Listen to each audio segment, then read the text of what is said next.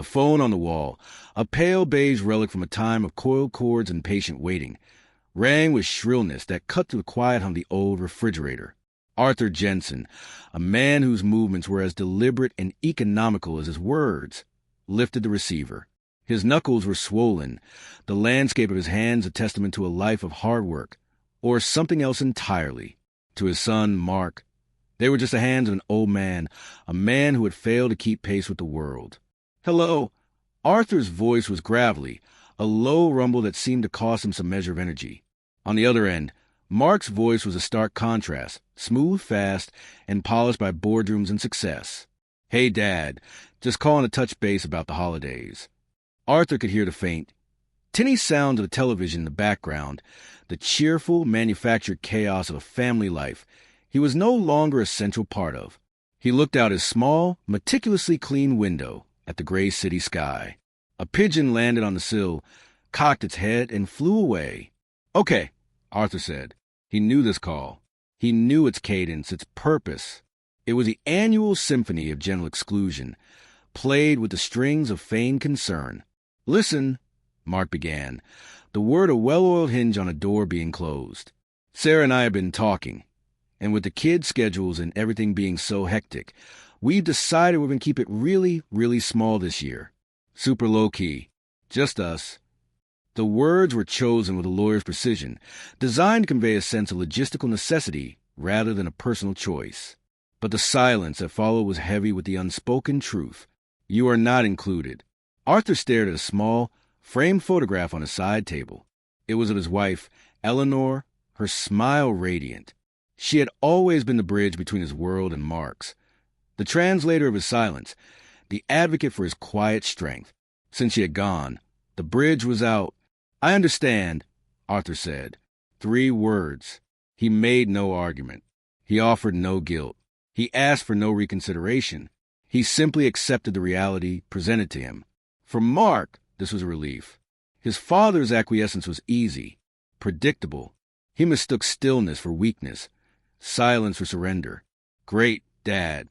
I knew you'd get it. We'll drop by before then. Of course. Bring you some things." The offer was laced with the condescension of charity, the idea that Arthur was a project to be managed, a problem to be solved with a grocery delivery and a perfunctory visit. "No need," Arthur said, his voice unchanging. "I'm fine."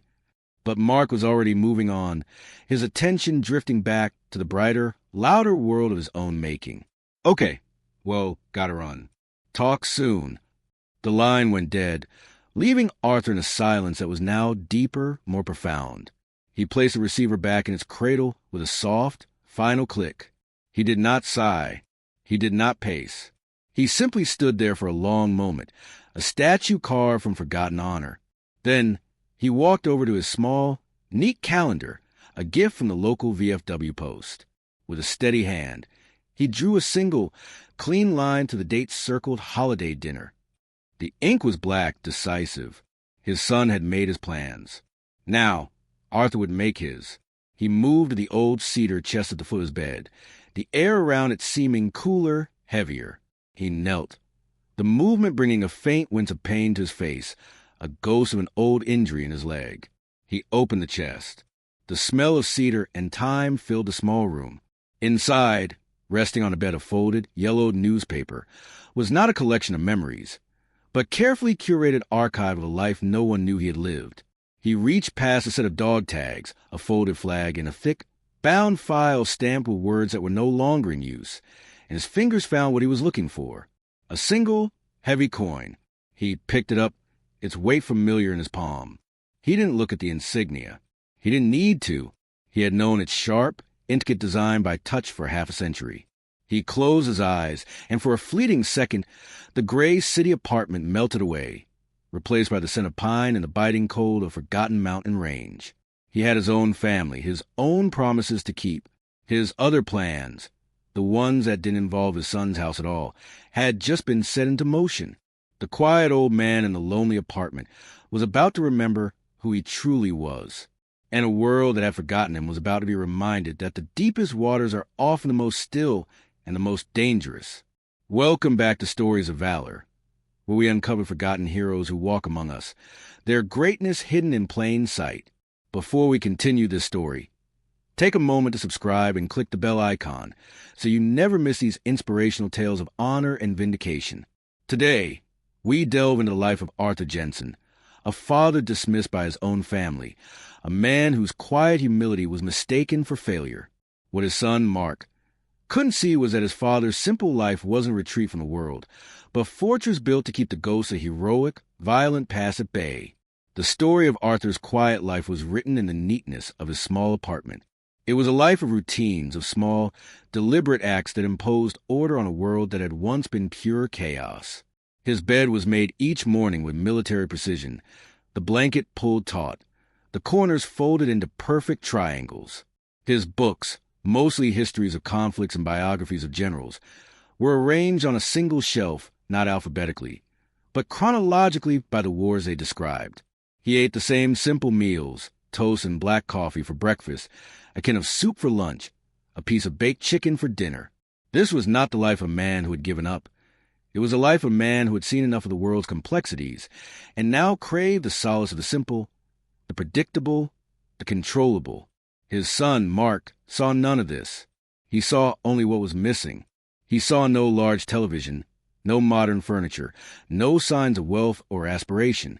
When he visited his father's apartment, his eyes scanned the sparse surroundings with a mixture of pity and impatience. To him, the apartment was a symbol of his father's refusal to move on, to adapt. It was a dusty museum of a life that Mark felt was embarrassingly modest. He had tried, in the beginning, to change it. He'd offered to buy a new couch, a state-of-the-art entertainment system, to move him into a modern, sleek condominium with a doorman and amenities. Each offer was met with the same quiet, unyielding refusal. "I'm fine here, Mark. This is home." Mark interpreted this as stubborn pride, the foolishness of an old man clinging to the past. He could not comprehend that the Spartan environment was a conscious choice, a sanctuary. Arthur didn't need a plush couch because he found no comfort in softness. He had spent too many nights sleeping on rock and frozen earth. He didn't want a large television because the flashing images and loud noises were a pale, intrusive echo of reality he had fought to leave behind. He lived in this quiet space not because he couldn't afford more, but because he had paid a price for this peace that Mark could never imagine. The contrast of Mark's own life was stark and deliberate. Mark lived in a sprawling suburban home that was a monument to modern success. Glass walls overlooked a manicured lawn. The kitchen gleamed with stainless steel appliances that were rarely used for more than reheating takeout. His children, Leo and Mia, moved through the large, echoing rooms with the casual entitlement of those who have never known want. Mark's wife, Sarah, was a woman whose anxieties were focused on social status and appearances. She found Arthur's quiet presence unsettling, his lack of conversational polish and embarrassment at the few family gatherings he had attended. She saw his worn clothes and his limp and saw a man who had let himself go, a reflection of a world she and Mark had worked so hard to escape. Their ignorance was a fortress of its own, built from the bricks of ambition and the mortar of materialism. They saw the surface of the old man, the quiet, the limp, the simple clothes, and they judged it completely. They had no idea that the limp was not from old age, but from a piece of shrapnel taken during a fall from a burning helicopter in a valley whose name was not on any map. They didn't know that his quietness was not a lack of anything to say, but a deep, ingrained discipline of a man who knew that words could be a liability, that silence was a weapon and a shield. And they certainly didn't know about a faint, faded mark on his forearm, a small, intricate tattoo of a winged dagger shrouded in shadow, the insignia of a unit so secret. Its very existence was a classified rumor whispered only in the highest echelons of power. They saw a father, a burden, a memory. They had no idea they were in the presence of a legend. The inciting incident, the moment the quiet equilibrium of Arthur's life was irrevocably disturbed, was not a grand, dramatic event. It was a quiet act of domestic cruelty, delivered through a phone call and wrapped in the guise of practicality. Mark's words, "We've decided we're going to keep it really, really small this year," with a final, dismissive wave of a hand, a clear signal that Arthur's presence was not a priority, but an option that was not being exercised. For Arthur, the words were not a surprise. He had felt the distance growing for years, a slow, continental drift that had accelerated after Eleanor's passing.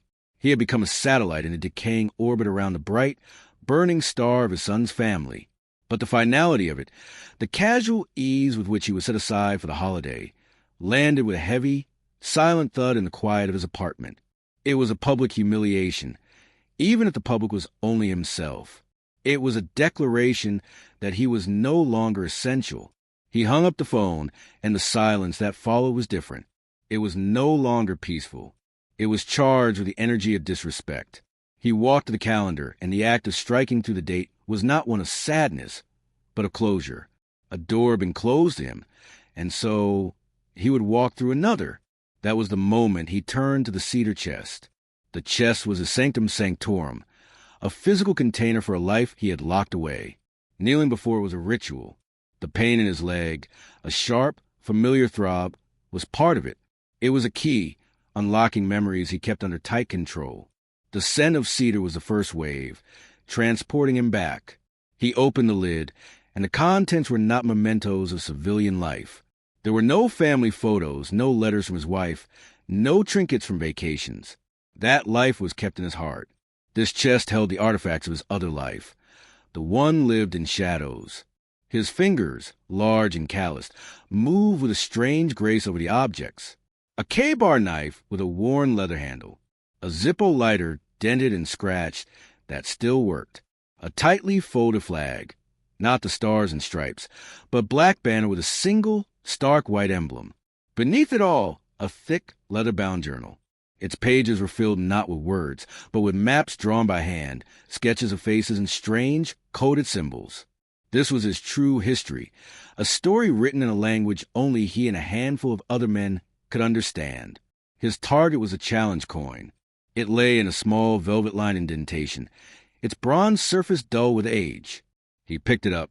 It felt heavy, not just with its own physical weight, but with the weight of the oaths it represented. The coin was the key. He didn't need to see the emblem of the winged dagger to know what it meant. It was a symbol of a brotherhood forged in fire and secrecy, a promise made among a group of men who had officially never existed. They had called themselves the Phantoms. Their job was to go where others could not, to solve problems that officially did not exist, and to die without a name if necessary. They were ghosts, and Arthur, callsign Warden, had been their leader. He held the coin in his palm, the metal slowly warming to his touch.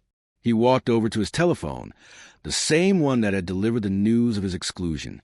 He dialed a number he had not dialed in over a decade, a number he knew by heart, a number that was not written down anywhere in his apartment.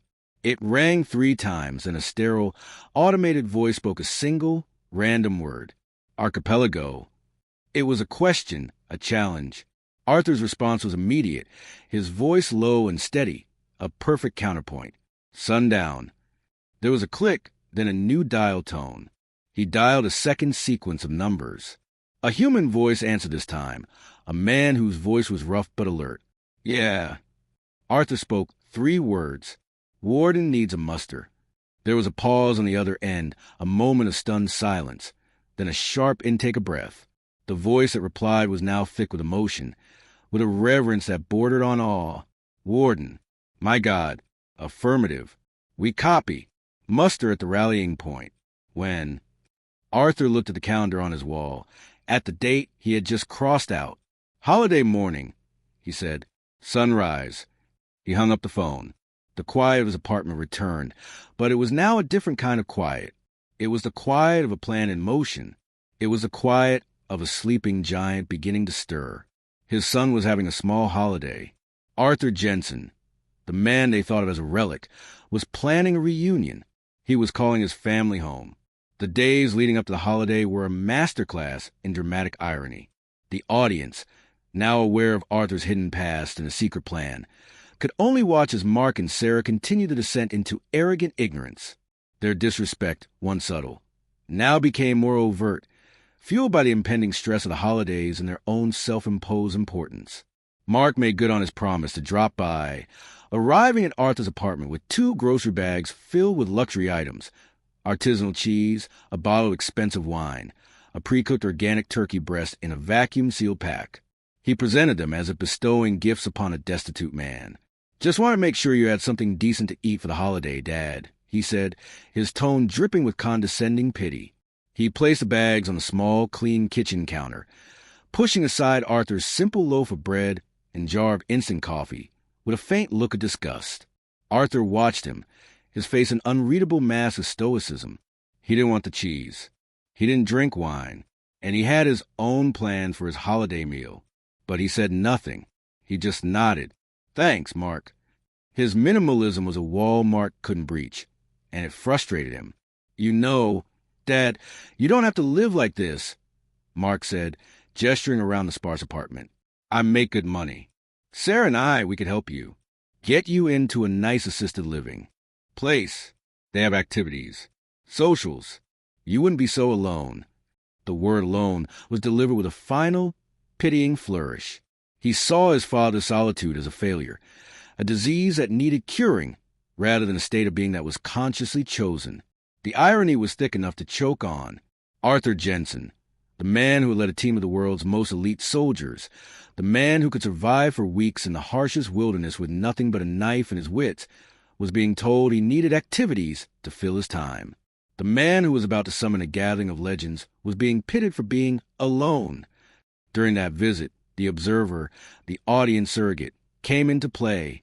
Mark had brought his son, Leo, a quiet, observant 16-year-old who felt more home in the silent world of his grandfather than in the noisy, ostentatious mansion of his parents.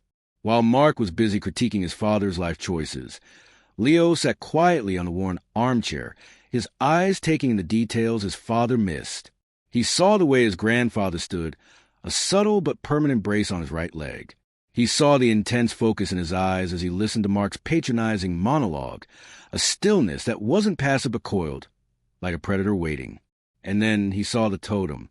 Arthur reached up to a high shelf to retrieve a book, and as his sleeve pulled back, Leo caught a glimpse of it, a flash of faded ink on the weathered skin of his forearm. It was dark, intricate, and gone in a second as the sleeve fell back into place. It wasn't a crude, homemade tattoo. It looked professional, symbolic. "What's that on your arm, Grandpa?" Leo asked, his voice cutting through his father's lecture. Mark stopped, annoyed at the interruption. Arthur paused, his hand still on the book. He looked at Leo, and for a moment, the mask slipped. A different man looked out his eyes, a man who was sharper, more dangerous. Then it was gone. "Just a reminder," Arthur said, his voice softer than when he spoke to Mark. "A long time ago." Mark scoffed. "Probably got it in some port on leave. Right, Dad? Chasing skirts with your buddies." He laughed, a short, barking sound that filled the small room with its ugliness. He was trying to frame his father's past in a context he could understand, one of youthful indiscretion, of common, relatable foolishness.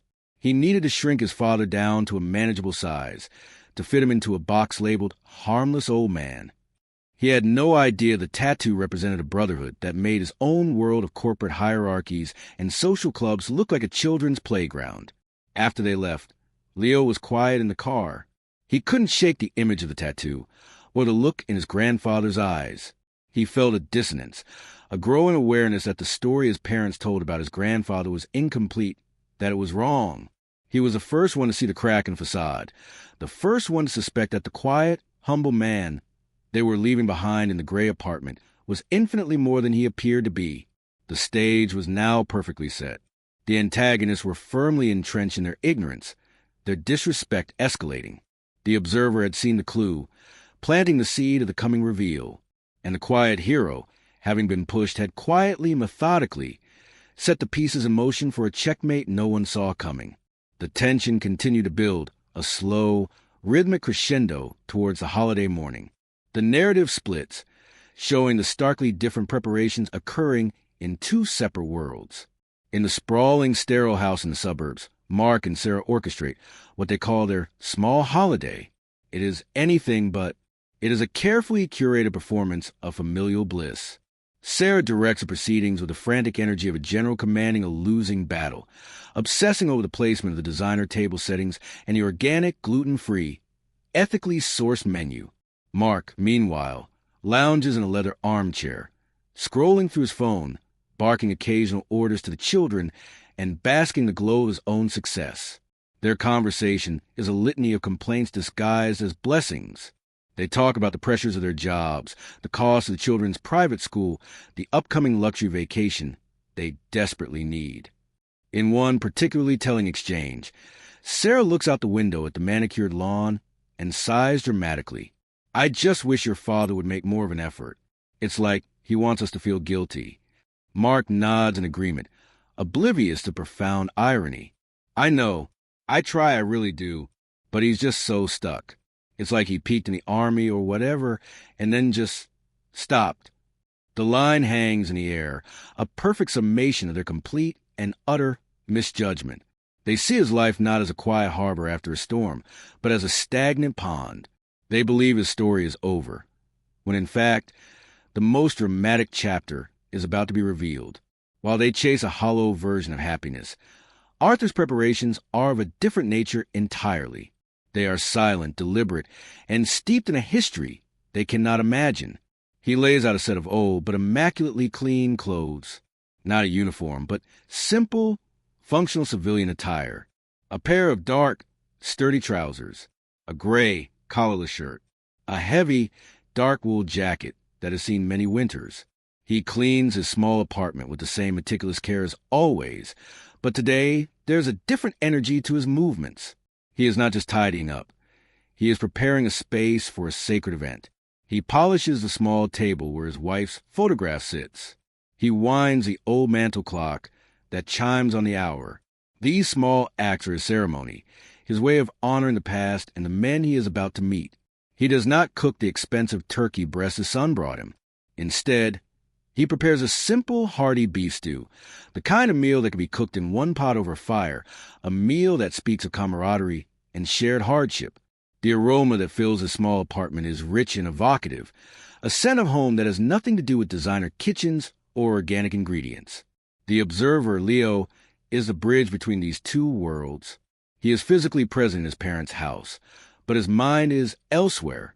He is haunted by the glimpse of the tattoo and the deep, unsettling feeling that he is on the wrong side of the story he doesn't understand. He tries to talk to his father. "Dad," he starts, while Mark is trying to untangle a string of impossibly bright Christmas lights. "Why don't we ever talk about Grandpa's time in the Army?" Mark grunts, frustrated with a nod. What's to talk about? He was a grunt, did his time. Everyone did back then. It's not a big deal. Leo persists, but he has a tattoo. It looked important. Mark finally looks up, his face flushed with irritation. "Leo, your grandfather stocked shelves at the hardware store part-time to make ends meet. He lives in a tiny apartment. Whatever he did 50 years ago, it didn't exactly set him up for success. Drop it. It's depressing. The dismissal is absolute." Mark's worldview is so rigid that he cannot conceive a reality where success is not measured in dollars and square footage. The idea that his father's past might contain a different kind of wealth, a wealth of honor, courage, and sacrifice, is completely alien to him. Leo retreats into silence, but his conviction only deepens. He sees the chasm between his parents' perception and the quiet dignity of his grandfather. He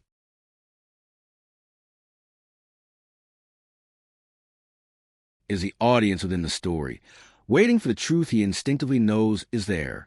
As the sun begins to set on the day before the holiday, the tension is palpable. The two households are islands, separated by an ocean of misunderstanding. In one, there is the noise of hollow celebration. In the other, the profound silence of anticipation. Arthur sits in his worn armchair, the stew simmering on the stove, the challenge coin resting on the table beside him. He is not waiting for an invitation. He is not lamenting his solitude. He is waiting for the sunrise. He is waiting for the arrival of the only family that ever truly understood the cost of his peace. The climax arrives with the cold, gray light of the holiday morning. The scene is set in Mark and Sarah's home, a picture of manufactured perfection. The children, Leo and Mia, are listlessly picking at their presents under a tree that is aggressively, almost violently decorated. The air is thick with the smell of cinnamon-scented candles and the faint, underlying tension of forced merriment. Mark is attempting to carve a large, golden-brown turkey, making a show of his patriarchal duty while Sarah flits around him, adjusting dishes and casting anxious glances at the clock, as if expecting guests they haven't invited. It is into this tableau of suburban anxiety that the first anomaly appears. A single, sleek, black sedan, the kind that is conspicuously inconspicuous, glides to a stop at the curb. It has no markings. Its windows are tinted to an impenetrable black, and hums with a low, powerful thrum that is unlike any normal car. Mark, annoyed by the distraction, looks up from his mangled turkey. "Who the heck is that?" he mutters, expecting a lost delivery driver or a neighbor's relative. The car door opens, but not in the way a normal car door opens. It swings out with a solid, authoritative weight. A man in a perfectly tailored black suit emerges. He is young, fit, and his eyes, hidden behind dark sunglasses, scan the house, the street, the entire neighborhood with a swift, professional assessment that is instantly unnerving. He moves to the rear door and opens it. From the back seat, a second figure emerges, and the entire atmosphere of the quiet suburban street shifts. He is an older man, tall and ramrod straight, wearing the full dress uniform of a 4-star general of the United States Army. The uniform is a constellation of color and precious metal. Ribbons and medals cascade down his chest. A visual history of a lifetime of service and conflict. The 4 silver stars on his shoulder boards seem to capture the morning light and hold it hostage. His face is a mask of grim authority, carved from granite and command. He and his aide walk up the pristine flagstone path, their footsteps unnaturally loud in the quiet morning air. They don't hesitate. They don't look around. They walk with the unwavering purpose of men who have never had a door closed to them in their lives.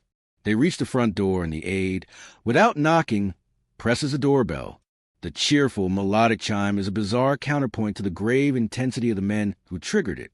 Mark, wiping his hands on a dish towel, marches to the door, his face a mass of irritation. He swings the door open, ready to dismiss whoever is interrupting his carefully scheduled holiday. "Can I help you?" he asks, his voice sharp with impatience. The general's eyes, a pale, piercing blue, fix on him. They are eyes that have seen cities fall and boys die. They do not waver. "We are looking for Arthur Jensen." The voice is a low, powerful rumble, a voice accustomed to being obeyed without question. Mark is taken aback, confused. The sheer, overwhelming presence of the general is something his world has not prepared him for. My father," he stammers. "He doesn't live here. He has his own place." The general's expression does not change. There is no surprise, no frustration. There is only a chilling certainty. We are aware of his primary residence.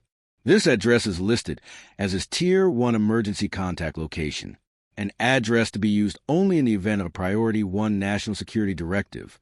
"I'm going to have to ask you again, son. Where is he?" The word son is not an endearment. It is a dismissal.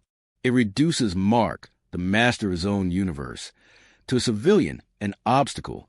Sarah has drifted into the foyer, her face pale with confusion and alarm. Leo has come to the top of the stairs, drawn by the shift in energy, his heart pounding. He sees the general. He sees his father's stunned face, and he knows. This is it.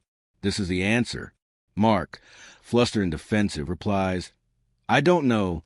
At his apartment, I guess. We're keeping it small this year."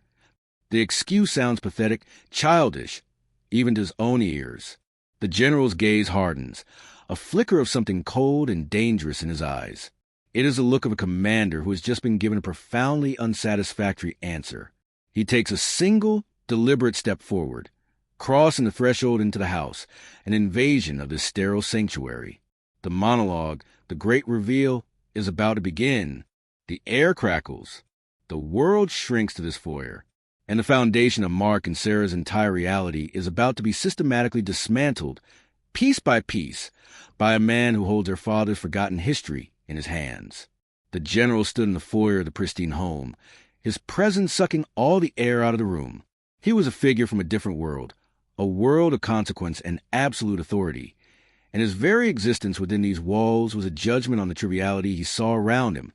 Sarah stood frozen, her hand to her mouth.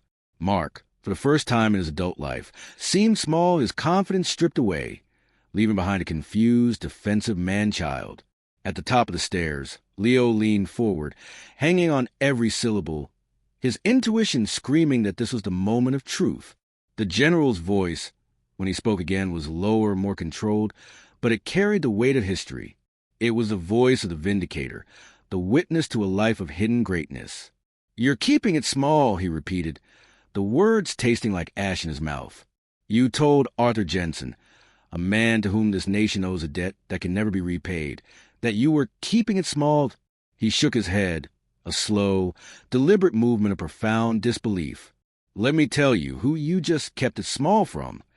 He paused, letting the silence stretch, forcing Mark and Sarah to endure the full weight of their ignorance. His eyes swept over them, then landed on Mark. "You see your father as a quiet old man, a failure, perhaps, someone who lives in a small apartment and works a menial job. You see his limp and assume it's the decay of age. You see his silence and assume he has nothing to say." His gaze was like a physical force, pinning Mark in place. "That limp," the general said, his voice dropping to a near whisper, a reverent, dramatic tone that commanded absolute attention. "He got that limp on the third night of Operation Nightfall Serpent. He wasn't a grunt, son. He was a commander of a Tier 1 special missions unit so secret. We are still officially denying its existence. We call them phantoms. And your father was Warden. He was their heart, their mind, and their unbreakable will." The name Warden echoed in the silent foyer. The general then began to paint a picture, a story so vivid it felt as though the walls of the suburban home were dissolving, replaced by the frozen, unforgiving peaks of a hostile mountain range. Operation Nightfall Serpent was a catastrophe from the start. A high-value target, a rogue scientist or biological agent, was hidden in a fortress deep in enemy territory. The mission was deemed impossible by everyone at the Pentagon, except your father. He planned the insertion. He led a 6-man team. They went in silent, ghosts in a blizzard. He took another step into the room. On-screen text could flash here, listing the mission details. Classified. Operation Nightfall Serpent. Location redacted. Objective redacted. Everything went wrong. They were compromised. Ambushed. A rocket-propelled grenade hit their position. 2 men were killed instantly. Another was gravely wounded. Their communications were gone. They were surrounded, outnumbered 50-1, with no hope of extraction. The official protocol, the order for men like me, safe in our bunkers, was to abandon the mission, evade if possible, or accept the inevitable. The general's eyes seemed to look past Mark, back into that frozen hell. Your father refused to leave his men. He told them, "We all go home, or none of us do." For 3 days and 3 nights, in a relentless blizzard, he held off an entire enemy battalion. He tended to the wounded man, keeping him alive with nothing but his own body heat and sheer force of will. On the 3rd night, they ran out of ammunition for their primary weapons. It was over, but Arthur, he wasn't done. A slow zoom on the general's face would capture the raw emotion, the reverence. He took his knife, the service pistol of his fallen radio man, and he did the unthinkable. He left the relative safety of their hiding place and hunted the hunters, one by one, in the dark, in the storm. He dismantled their command structure from the inside out. He became the monster in the blizzard that the enemy soldiers started telling ghost stories about. That's where he took the shrapnel to his leg, dragging his wounded brother-in-arms back to cover after single-handedly taking out a machine gun nest. Mark and Sarah were pale, their mouths slightly agape. This wasn't a story about their father. It couldn't be. The quiet man who struggled to open a jar of pickles? The man they patronized with bags of groceries? On the 4th day, the general continued, his voice thick with the memory, a rescue force finally broke through. We found him, standing over the bodies of his 2 fallen comrades, and the one he had kept alive, his pistol empty, his knife in his hand, surrounded by the enemy he had defeated. He had held the line. He had kept his promise. He brought them all home. The general paused, his chest rising and falling with the weight of the story. He was awarded the Distinguished Service Cross. In a ceremony so secret it took place in a windowless room with only myself and the president present. He refused it. He said he was just doing his duty. He asked for only one thing, that the families of the men who died would be taken care of. Then he faded away. He chose a life of silence, of peace, because he had seen enough noise, enough violence to last 1,000 lifetimes. The general's piercing gaze returned to Mark. That quiet apartment you mock?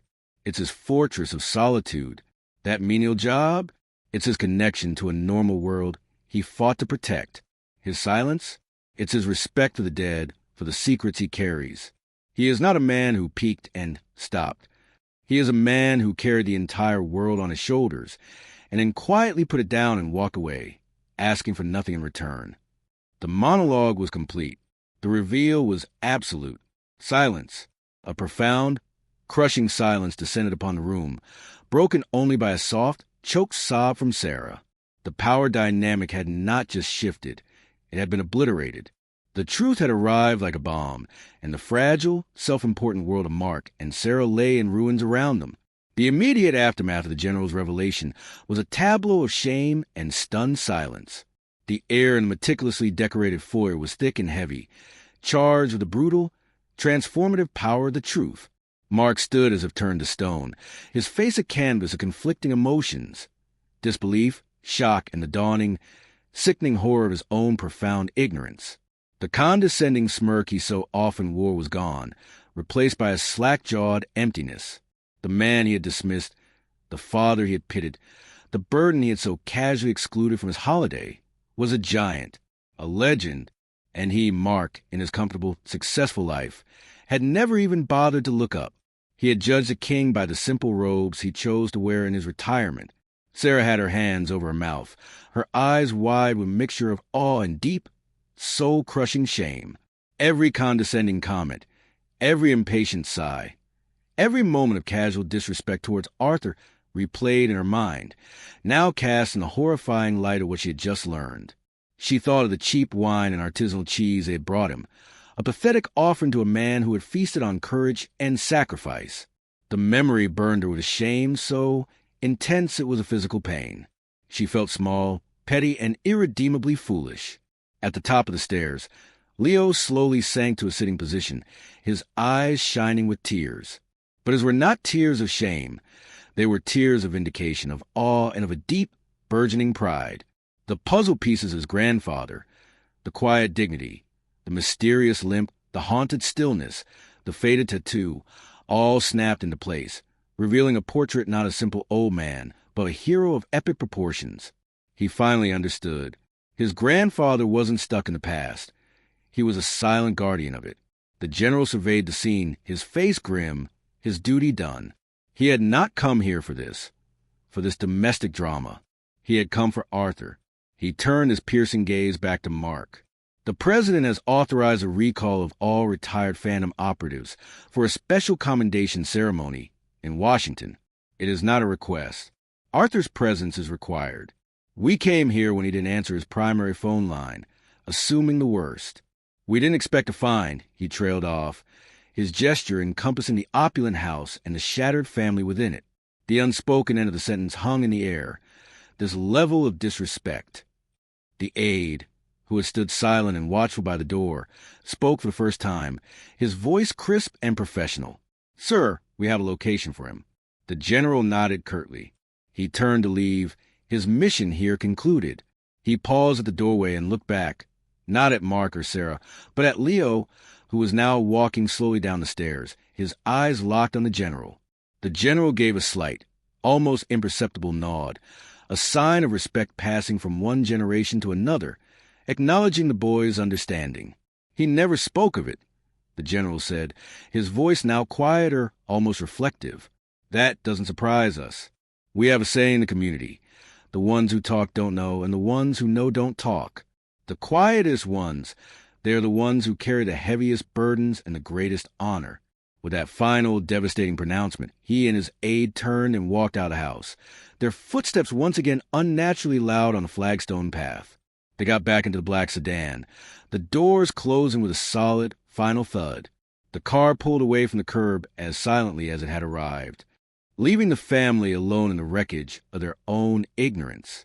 The honor of Arthur Jensen, the quiet hero, had been restored not by his own words, but by the unimpeachable authority of the world he had left behind.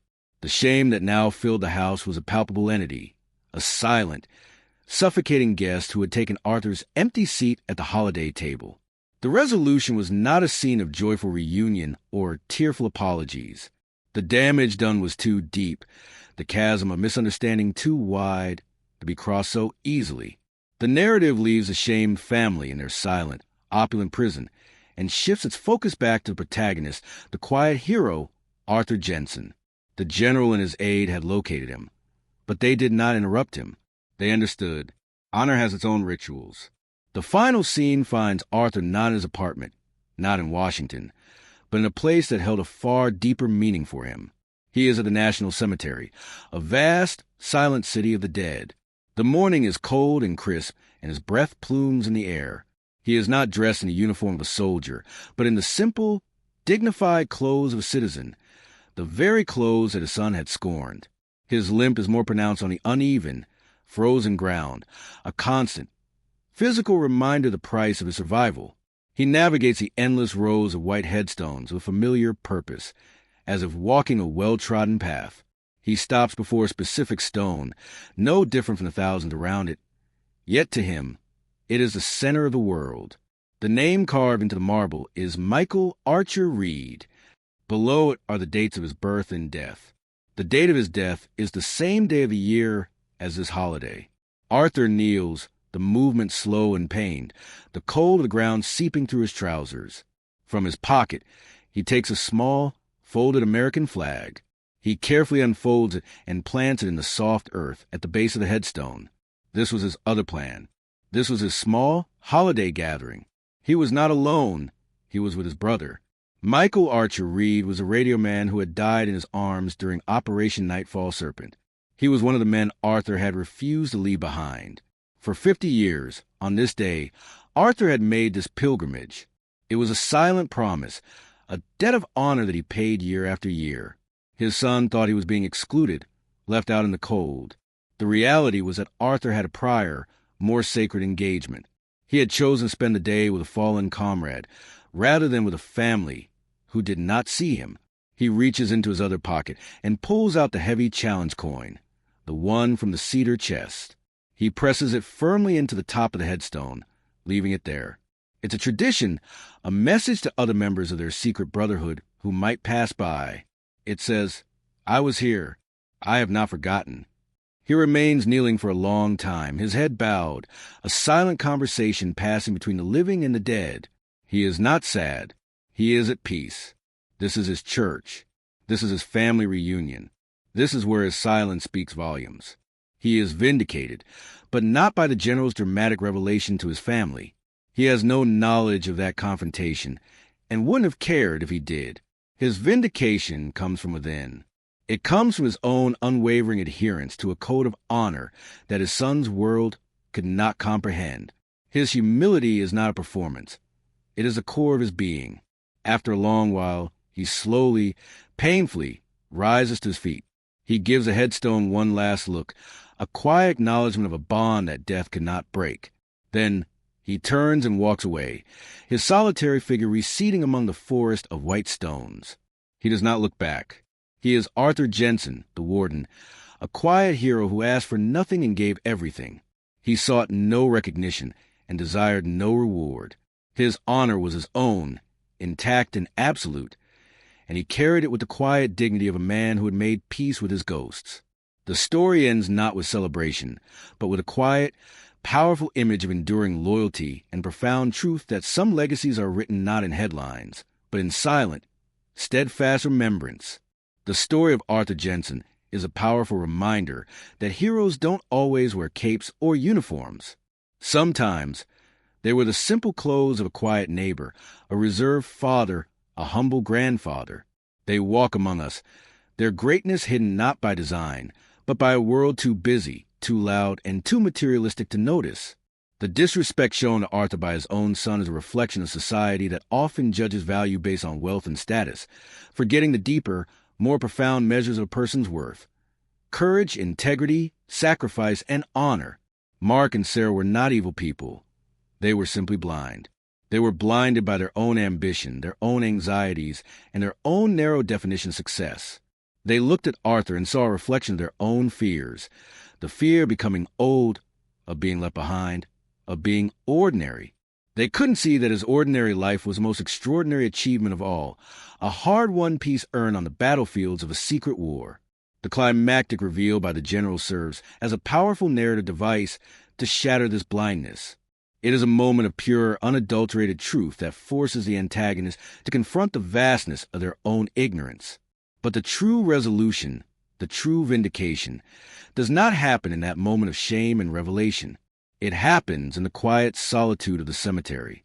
Arthur's honor was never dependent on his son's approval or the general's validation. It was an internal state, a code he lived by every single day. His quiet pilgrimage to his fallen comrade's grave is the ultimate statement of his character. While his son's family was engaged in a hollow performance of holiday cheer, Arthur was participating in a sacred act of remembrance, loyalty, and love. He chose connection over celebration, honor over comfort, memory over materialism. This is the central lesson of his story. It challenges us to look beyond the surface, to question our own judgments, and to seek out the quiet heroes in our own lives. It reminds us that humility is not weakness, and silence is not emptiness. Often, the most profound stories are held by those who speak the least. They are the ones who have lived deeply, who have paid a heavy price for their wisdom, and who have earned their peace. Arthur's story is a modern-day fable, a testament to a generation of men and women who sacrifice in silence and ask for nothing in return. Their legacy is not found in monuments or history books, but in the quiet, steadfast integrity with which they live their lives. It is a legacy of honor that we should all strive to recognize and to emulate. The world may have forgotten men like Arthur Jensen, but they never forgot who they were, and they never forgot the brothers and sisters they served alongside. And in the end, that is the only recognition that truly matters. We hope the story of Arthur Jensen has moved you as much as it has moved us. It speaks to a fundamental truth about honor, sacrifice, and the quiet dignity of the human spirit. It asks us to look closer at the people around us, especially the quiet ones, the humble ones, the ones who have been forgotten by a world that moves too fast. Who are the Arthur Jensens in your life? Is there a parent, a grandparent, a neighbor whose quiet life might hold stories of unimaginable courage and sacrifice? Tell us in the comments below. We want to hear your stories, your reflections. Let's create a space to honor the unsung heroes who walk among us every single day. This story is a fiction, but the principles it represents are real. The world is full of veterans and everyday heroes who carry the weight of their past in silence, asking for nothing in return. Let us be the generation that sees them, that listens to them, and that gives them the respect they so profoundly deserve, not just on holidays, but every single day. If you found this story inspiring and believe in its message, please consider subscribing to our channel, Stories of Valor, and sharing this video with others. By spreading these tales, we can help build a culture of greater empathy, respect, and understanding. Click that notification bell so you won't miss our next story of a hidden hero receiving their long overdue vindication. What does honor mean to you in the modern world? Is it something we have lost sight of? Or does it still live on in the quiet corners of our society, in the actions of people like Arthur Jensen? We leave you with that question. Thank you for watching, and thank you for being a part of a community that believes in the enduring power of courage, honor, and the quiet strength of the human heart. Until next time, keep your eyes open for the heroes in your midst. They are there. You just have to know how to look.